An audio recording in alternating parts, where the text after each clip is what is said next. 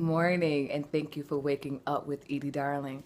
I truly count it a joy and a blessing to come before you each day speaking life into your life. Well, this morning, I woke up with that saying on my mind, never judge a book by its cover. And the only way I can really get you to understand where I'm coming from is by telling you a story. So here's the story that God dropped in my spirit to tell you. Well, when I was working in law enforcement, we used to have to go and get our weapons inspected. So we would have to meet at the berm and have our, hats on, and of course they would check our uniform as well. But the main primary thing was to check our weapons. Well, we used to have to stand in line like the soldiers that we were.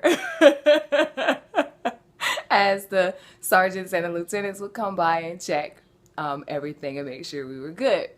Well, this one day, while I was standing there, this lieutenant came by and he put the brim of his hat next to the brim of my hat. So they're touching like this right here, literally touching. And so as he was looking me in my eyes, I looked him back in his eyes, and I didn't back down from looking in his eyes. So inspection is over. I go about my business, I take my calls, and all of a sudden, I get a message to come into the office.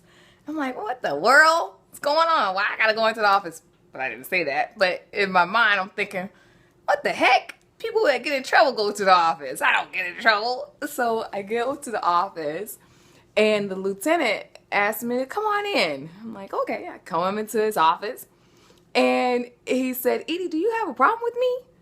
I said, no, sir. I don't have a problem with you.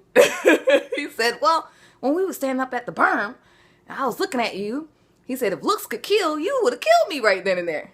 I said, well, sir, I don't know what you're talking about. And at that moment, I said to him, well, sir, if you're asking me about why I looked you in your eyes, it was because my father always taught me never to look down when anybody is talking to you. He tells me to look them straight in their eyes. And he said to me at that moment, he said, Edie, I'm so glad we had this conversation. He said, because you never want to judge a book by its cover. And so at that moment, I began to share more about my upbringing with him. And he began to share just a little bit about himself with me. And at that moment that we were able to do that, he kind of got a glimpse as to the person that was behind the uniform.